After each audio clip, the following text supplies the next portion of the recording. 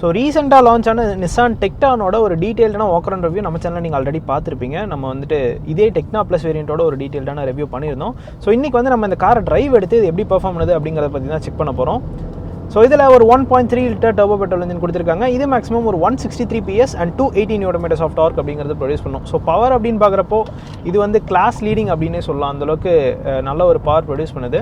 So first எடுத்தோடனே நம்ம handling test தான் பண்ண போகிறோம். நம்ம வந்து இப்போது சேலமில் இருக்க பட்டர்ஃப்ளை பிரிட்ஜில் இருக்கோம். நான் வந்து 60ல் மெயின்டைன் பண்ணுறேன். நைஸ், வண்டி நல்லா கம்போஸ்டாக தான் போகுது. பட் கொஞ்சம் ஹைட்டாக இருக்கிறதுனால பாடி ரோல் மட்டும் லைட்டாக ஃபீல் ஆகுது. ஸோ இது டர்போ டிசிடி அப்படிங்கிறதுனால நமக்கு அந்த கியர் ஷிஃப்ட் ஆகிறதுலாம் சுத்தமாக தெரியவே இல்லை. நல்லா கேலிப்ரேட் பண்ணியிருக்காங்க. கியர் அப் ஷிஃப்ட் ஆகுறது டவுன் ஷிஃப்ட் ஆகுறது எதுவுமே தெரியல. இதில் வந்துட்டு ஒரு 6 ஸ்பீட் டிசிடி கியர் பாக்ஸ் தான் கொடுத்துருக்காங்க.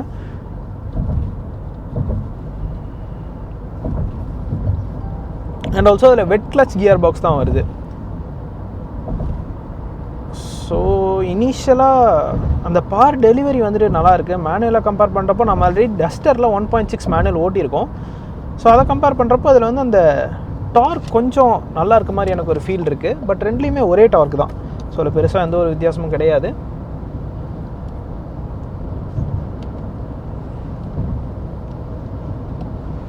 ஓகே, இப்போ பார்த்தீங்கன்னா நான் நார்மல் கம்ஃபர்ட் டிரைவ் மோடில் வச்சுருக்கேன். ஸோ இதில் வந்து நம்ம ஸ்டியரிங் வீல் கண்ட்ரோல் பண்ணிக்கலாம். அதாவது ஸ்டியரிங் வீலோட அந்த ஒரு ஹெஃப்ட்டை கண்ட்ரோல் பண்ணிக்கலாம். இது மட்டும் இல்லாமல் இன்ஜின் வந்துட்டு இக்கோ ஆர் நார்மல் மோட் கொடுத்துருக்காங்க. இது ரெண்டு மோட் தான் நம்ம வந்து கான்ஃபிகர் பண்ணிக்கிற மாதிரி கொடுத்துருக்காங்க. ஸோ அதில் டிரைவிங்கில் பார்த்தோம்னா நம்ம எதுவும் கான்ஃபிகர் பண்ண முடியாது கம்ஃபர்ட் மோடில். அது வந்து நார்மல் மோடில் தான் இருக்கும். ஸ்டியரிங் வீலோட அந்த எஃபர்ட் வந்து ஹை இல்லைனா லோ, இது ரெண்டு வந்து நம்ம செட் பண்ணி வச்சுக்கலாம். ஸோ இது மட்டும் இல்லாமல் பர்சோ அப்படிங்கிற ஒரு மோடுமே கொடுத்துருக்காங்க. ஸோ அது நமக்கு ஏற்ற மாதிரி நம்ம வந்து கான்ஃபிகர் பண்ணி வச்சுக்கலாம். ஆக்சுவலாக இப்போ அடாஸ் சிஸ்டம் ஒர்க் ஆக ஆரம்பிச்சிருச்சு. இதில் வந்து லெவல் 2 அடாஸ் கொடுத்துருக்காங்க. ஸோ இதில் forward collision warning, automatic emergency braking, lane keep assist, இந்த மாதிரி எல்லா ஃபீச்சருமே வந்துடும். ஸோ இப்போ நான் கையை எடுத்துட்டேன். லேன் அதுவே மெயின்டைன் பண்ணுது. அது நீங்கள் பார்த்தீங்கனாலே உங்களுக்கு தெரியும். ஓகே, கீப் கண்ட்ரோல் அப்படிங்கிற ஒரு வார்னிங் வருது. ஸோ இந்த இதில் சின்னதாக ஒரு கார்னர் வரும். அதை எடுக்குதான்னு நம்ம பார்க்கலாம். ஸோ நான் கம்ஃபர்ட் மோட்லேயே வச்சிட்றேன்.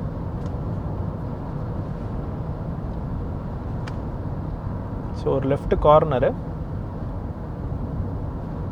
நைஸ், அதுவே எடுக்குது. பட் இது வந்து ஒரு சேஃப்டி எய்டு தான். இது வந்து நீங்கள் கம்ப்ளீட்டாக நம்ப வேண்டாம். ஸோ இப்போ வந்து லேன் மார்க்கிங் ப்ராப்பராக இருக்குது. ஸோ அந்த ஒரு லெஃப்ட் டேர்ன் இருக்குது, ரெண்டு சைடுமே லேன் இருக்குது. அதையுமே நீங்கள் பார்ப்பீங்க. ஓ ஸோ கொஞ்சம் ஒரு டைம் எடுத்துக்குது. எப்படி சொல்கிறது, ரொம்ப ஃப்ளாலெஸ்ஸாக இருக்குதுன்னு சொல்ல முடியல. பட் அது வந்து அதோட ஜாப் அது செய்யுது, அவ்வளோதான். ஸோ அதில் வந்துட்டு டிராஃபிக் சைன் ரெகக்னிஷன் கொடுத்துருக்காங்க. And also forward collision warning, automatic emergency braking, lane keep assist, lane departure alert, இந்த மாதிரி எல்லா ஃபீச்சருமே வந்துடும். ஒரு 17+ அடாஸ் ஃபீச்சர் இதில் கொடுத்துருக்காங்க. அந்த இன்ஜினோட நாய்ஸ் பெருசாக உள்ள ஃபில்டர் ஆகலை. 4 சிலிண்டர் இன்ஜின் அப்படிங்கிறதுனால நல்லாவே ரிஃபைண்டாக இருக்குது. அண்ட் நம்ம உட்காந்துருக்க பொசிஷனே பார்த்தீங்கன்னா நல்ல அப்ரைட்டாக இருக்குது. ஸோ அந்த ஸ்டாண்ட்ஸ் வந்து நல்லா இருக்குது. ஸோ ரோட்லேருந்து நம்ம கொஞ்சம் உயரமாக தான் உட்காந்துட்ருக்கோம். எல்லாமே தெளிவாக தெரியுது. பில்லருமே ரொம்ப தின்னாக தான் கொடுத்துருக்காங்க. அதனால் பெருசாக நமக்கு கிளஸ்டர்ஃபோபிக்கான ஃபீல்லாம் எதுவும் இல்லை. ஸோ நம்ம இண்டிகேட்டர் போடாமல் ஒரு லேன் சேஞ்ச் பண்ணுறோம் அப்படிங்கிறப்போ நம்ம வந்து லேன் சேஞ்ச் பண்ண விடாது இந்த அடாஸ் சிஸ்டம். சஸ்பென்ஷன் செம கம்ஃபர்டபுளாக இருக்குது. ஸோ இந்த வேரியண்ட்டில் வந்து 4 வீல் டிஸ்க் பிரேக் கொடுத்துருக்காங்க. ஸோ இந்த பர்டிகுலர் டெக்னா ப்ளஸ் டிசிடி வேரியண்ட்டோட ஆன் ரோட் ப்ரைசிங் அப்படின்னு பார்க்குறப்போ 23 lakhs பக்கமாக அந்த ஆன் ரோட் ப்ரைசிங் அப்படிங்கிறது வருது. இதிலே நீங்கள் மேனுவல் வேரியண்ட் எடுத்திங்கன்னா 20,67,000 rupees on road price Salem வரும். ஸோ கிட்டத்தட்ட அந்த ஒரு 2.5 லட்ச ரூபா ப்ரைஸ் டிஃப்ரென்ஸ் அப்படிங்கிறது இருக்குது. பிகாஸ் இது வந்து டிசிடி கியர் பாக்ஸ். ஸோ அதுக்கேற்ற ஒரு ப்ரைஸிங் கண்டிப்பாக இருக்கும். ஸோ என்ன கேட்டிங்கன்னா, மேனுவல் நம்ம கூடிய சீக்கிரம் நான் உங்களுக்காக டெஸ்ட் ட்ரைவ் எடுத்துகிட்டு வரேன். 1 லிட்டர் மேனுவல். அதுதான் வந்துட்டு நான் ரொம்ப நாளாக டெஸ்ட் ட்ரைவ் பண்ணணும்னு நினச்சிட்ருக்கேன். ஸோ அதுவுமே டீசெண்டான ஒரு பவர் டெலிவரி கொடுக்கும். அட் த சேம் டைம் நமக்கு வந்துட்டு ஃபியூல் எஃபிஷியன்சி அதில் கொஞ்சம் பெட்டராக இருக்கும். பிகாஸ் இதில் வந்து 18 கிலோமீட்டர்ஸ் மைலேஜ் அப்படிங்கிறது கிளைம் பண்ணுறாங்க. இந்த 1.3 லிட்டர் டர்போ பெட்ரோல் இன்ஜின்லேயே மேனுவல் ஆப்ஷன் நீங்கள் எடுத்திங்கன்னா 17 கிலோமீட்டர்ஸ் தான் மைலேஜ் அப்படிங்கிறது கிளைம் பண்ணுறாங்க. ஸோ மேனுவல் கம்பேர் பண்ணுறப்போ ஆட்டோமேட்டிக்கில் வந்து மைலேஜ் 1 கிலோமீட்டர் அதிகமாக கிளைம் பண்ணுறாங்க. இருக்கிறதுலே அதிகமாக மைலேஜ் கொடுக்கக்கூடிய காம்போ அப்படின்னா அந்த 1 லிட்டர் 3 சிலிண்டர் இன்ஜின் தான். ஸோ அது வந்து 19 கிலோமீட்டர்ஸ் மைலேஜ் கிளைம் பண்ணுறாங்க. நீங்கள் எப்படி பார்த்தீங்கனாலும் இந்த பர்டிகுலர் வேரியண்ட் கிட்ட இருந்து ஒரு 15 to 16 or 17 கிலோமீட்டர்ஸ் செடேட்டிவாக ஓட்டிங்கன்னா நீங்கள் எக்ஸ்பெக்ட் பண்ணலாம். கியர் ஷிஃப்ட்ஸ் ரொம்ப நல்லா இருக்குது. சுத்தமாக ஒரு லேக் எதுவுமே தெரியல. டவுன் ஷிஃப்ட் ஆகிறப்ப கூட ஓகே கியர் வந்து இந்த இடத்துல டவுன் ஷிஃப்ட் ஆகுது அப்படின்னு எனக்கு சுத்தமாக ஒரு ஃபீல் எங்கேயுமே கிடைக்கல. நல்லா கேலிப்ரேட் பண்ணியிருக்காங்க. இந்த இன்ஜின் கூட நல்லாவே மேட்ச் ஆகிருக்கு. என்ன இந்த செக்மெண்ட்டில் பார்த்தீங்கன்னா 7 speed DCT கியர் பாக்ஸ் ஒரு சில காம்படிட்டர்ஸ் கிட்டே இருக்குது. ஸோ அதை கம்பேர் பண்ணுறப்போ இதில் வந்துட்டு 6 speed கொடுத்துருக்காங்க. அது மட்டும்தான் ஒரு சின்ன ஒரு negative. But driving dynamics wise இது வந்து கம்ஃபர்ட் ப்ளஸ் ஆல்சோ ஹேண்ட்லிங் ரெண்டுமே வந்துட்டு ஒரு பேலன்ஸில் கொண்டு வந்திருக்காங்க. Mostly comfort. ஸோ நம்ம வந்துட்டு ஒரு பேட் ரோடில் விடுறோம் அப்படின்னா சுத்தமாக அந்த ஒரு அன்டியூலேஷன்ஸ்லாம் நமக்கு எதுவுமே ஃபீல் ஆகலை. ஸோ அதில் வந்து இந்த நிசான் டெக்ட்ரான் ரொம்ப எக்ஸல் ஆகுது அப்படின்னு தான் சொல்லணும். ஸோ இப்போ கூட நான் ஒரு எக்ஸ்பென்ஷன் ஜாயின்ஸ்லாம் விட்டேன். அதேமாதிரி நீங்கள் பார்த்துருப்பீங்க. நான் மறுபடியும் கூட அந்த சைட் போவேன். அதை நான் உங்களுக்கு காமிக்கிறேன். நைஸ். பார்ட் த்ராட்டில் ரெஸ்பான்ஸ் எல்லாம் இன்ஜின் வந்துட்டு நல்லாவே ரெஸ்பாண்ட் பண்ணுது. சவுண்டு சுத்தமாக எனக்கு உள்ளே வரவே இல்லை. அது இந்த வண்டியில் எனக்கு ரொம்ப பிடிச்சிருக்கு. இதில் வந்து 18 inch அலாய் வீல்ஸ் கொடுத்துருக்காங்க. அண்ட் அந்த வீல் பேஸுமே ஓரளவுக்கு நல்ல ஒரு லாங்கான வீல் பேஸ் தான். 2657 mm ஆஃப் வீல் பேஸ் கொடுத்துருக்காங்க. ஸோ அது வந்து இந்த செக்மெண்ட்டில் ஒரு டீசெண்டான ஒரு வீல் பேஸ் தான். ஸோ ஒரு 80 to 100லாம் நம்ம க்ரூஸ் பண்ணுறப்போ அப்படியே ரொம்ப சைலண்ட்டாக இருக்குது வண்டி. காமாக போயிட்டுருக்கு. எந்த ஒரு இஷ்யூமே இல்லை. ஸோ முக்கியமாக அந்த 4 cylinder இன்ஜின். ஸோ அதனால் அந்த வைப்ரேஷன்ஸ் அப்படிங்கிறது பெருசாக எங்கேயுமே தெரியல. பிரேக்கிங் மட்டும் கொஞ்சம் ஸ்பாஞ்சியாக இருக்க மாதிரி எனக்கு ஒரு ஃபீல் இருக்குது. இதில் வந்து 4 wheel டிஸ்க் பிரேக் தான் கொடுத்துருக்காங்க. பட் பிரேக்கிங் வந்து நம்ம கொஞ்சம் எக்ஸ்ட்ராவாக ப்ரெஸ் பண்ணுற மாதிரி தான் இருக்குது. மேபி அது ட்ரைவ் பண்ண மாறுமா அப்படிங்கிறது எனக்கு தெரியல. இப்போ வந்து இனிஷியல் இம்ப்ரெஷன் நான் சொல்கிறது, இந்த கார் வந்துட்டு பிராண்ட் நியூ கார். 97 kilometers தான் ட்ரைவ் ஆகிருக்கு. ஓகே. ஸோ இப்போ நான் வந்து 100 மேலே புஷ் பண்ணுறேன். Nice nice nice. ஸோ இப்போ நான் ஒரு சின்ன ஒரு பேட் ரோட் தாண்டி வந்தேன். அந்த ஒரு டயர் நாய்ஸ் மட்டும் தான் லைட்டாக கேட்குது. அதை தாண்டி பெருசாக எதுவுமே உள்ளே ஃபில்டர் ஆகலை. கேபின்குள்ளே இருக்க நம்மளை வந்துட்டு அது ரொம்ப ரொம்ப ரொம்ப கம்ஃபர்டபுளாக வச்சுக்குது. கம்ஃபர்ட்டில் வேறு லெவலில் இருக்குது கைஸ். அண்ட் ஸ்டியரிங் ஃபீட்பேக்குமே நல்லா தான் இருக்குது. ஸோ நான் கொடுக்குற அந்த ஒரு சின்ன சின்ன இன்புட்டுக்குமே நமக்கு அந்த ஒரு ஃபீட்பேக் தெரியுது.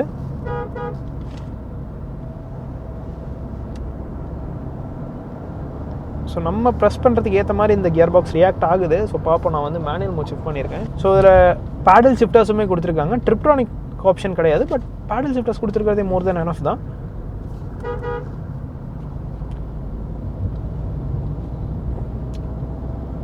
வாவ்.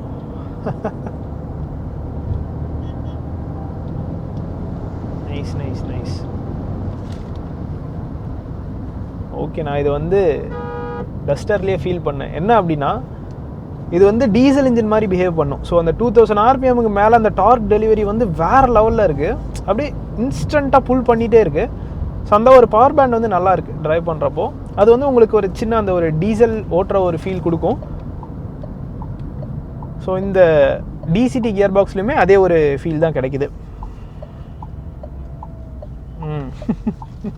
ஸோ இப்போ வந்து நான் கொஞ்சம் ஸ்லோ பண்ணேன். ஸோ இந்த மாதிரி ஸ்லோ பண்ணுற டைமில் தான் அந்த கியர் வந்து டவுன் ஷிஃப்ட் ஆகி இன்ஜினோட நாய்ஸ், அதாவது இன்ஜினோட நாய்ஸ் இந்த சென்ஸ் நமக்கு லைட்டாக இன்ஜின் ரெவ் ஆகி ஒரு சவுண்டு வருது. அது மட்டும்தான் இந்த ஒரு DCT கியர் பாக்ஸில் டவுன் ஷிஃப்ட் ஆகிறப்போ இப்போ நான் ஃபீல் பண்ணேன். வேறு எந்த இடத்துலையுமே நான் இதை ஃபீல் பண்ணல.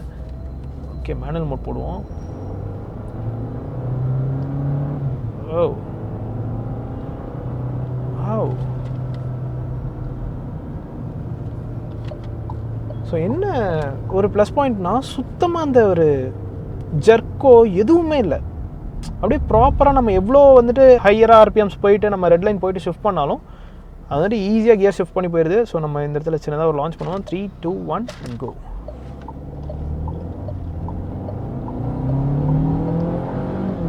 ஓ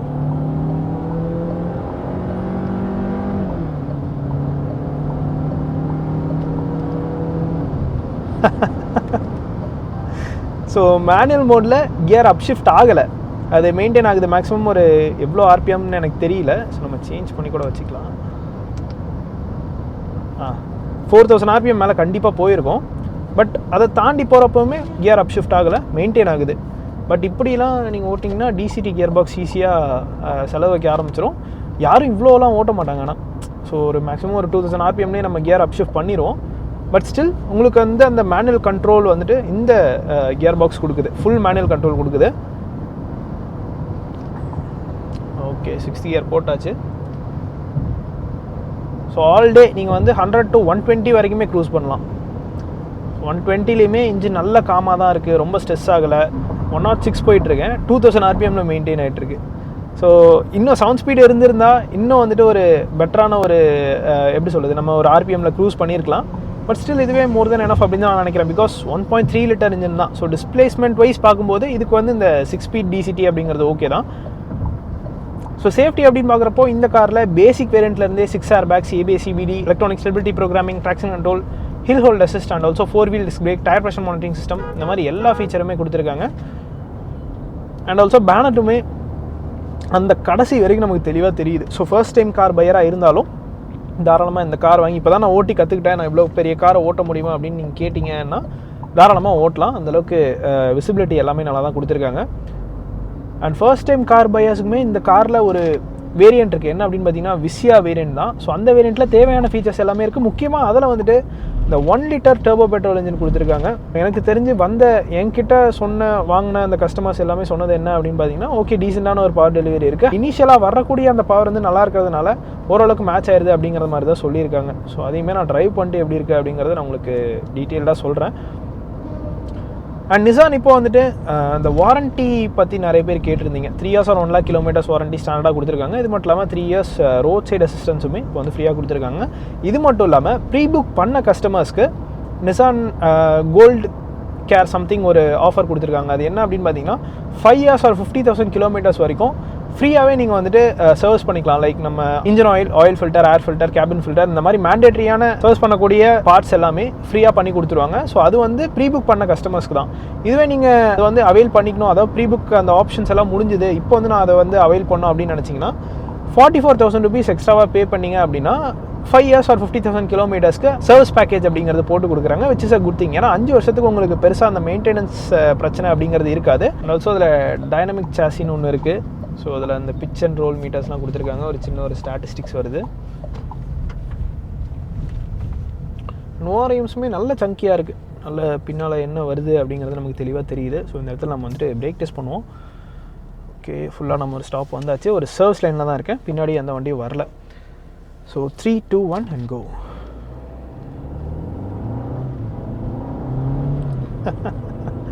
கியர் பயங்கர ஃபாஸ்ட்டாக அப் ஷிஃப்ட் ஆகுது.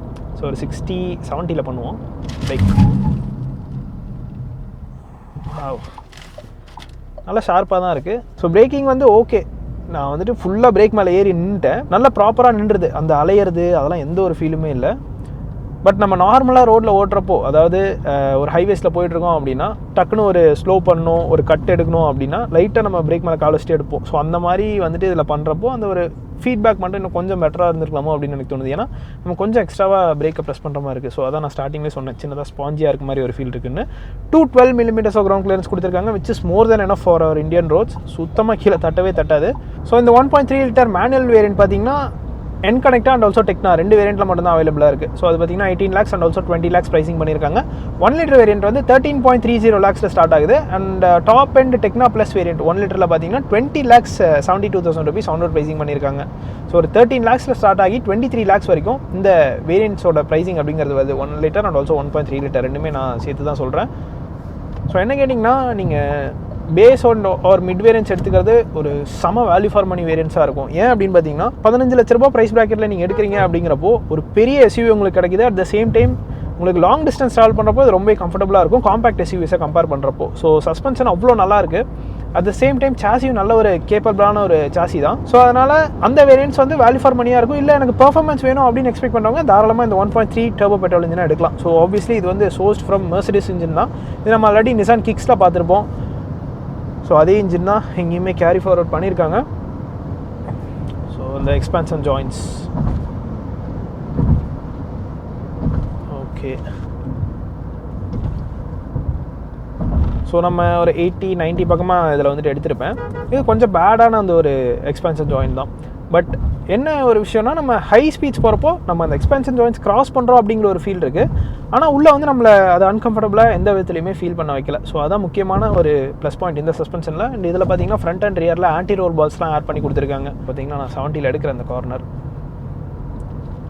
ஸோ இந்த மாதிரிலாம் சின்ன கார்னர்ஸில் பாடி ரோல் பெருசாக ஃபீல் ஆகலை, நல்லாவே கம்ஃபர்டபுளாக இருக்குது. ஸோ ஓவராலாக இந்த நிசான் டெக்டான் வாங்கலாமா அப்படின்னு கேட்டிங்கன்னா தாராளமாக வாங்கலாம். ஒரு 20 lakhs பட்ஜெட்டில் எனக்கு ஒரு டீசென்ட்டான ஒரு பர்ஃபார்மன்ஸ் கொடுக்கக்கூடிய ஒரு மிட்சைஸ் எஸ்யூவி வேணும் அப்படின்னா தாராளமாக இந்த நிசான் டெக்டானை நீங்கள் கன்சிடர் பண்ணலாம். ஃபீச்சர்ஸுமே டீசென்ட்டான ஃபீச்சர்ஸ் இந்த காரில் லோட் பண்ணி கொடுத்துருக்காங்க. ஸோ இதுதாங்க இந்த நிசான் டெக்டானோட ஒரு டீட்டெயில்டான டிரைவ் ரிவ்யூ. இந்த வீடியோ பிடிச்சிருந்தா லைக் பட்டன் தட்டி விட்டுக்கோங்க. அண்ட் ஆல்சோ இந்த கார் பற்றின உங்களோட தாட்ஸை கமெண்ட் செக்ஷனில் சொல்லுங்கள். See you guys in next video real soon. Take care, bye bye and drive safe.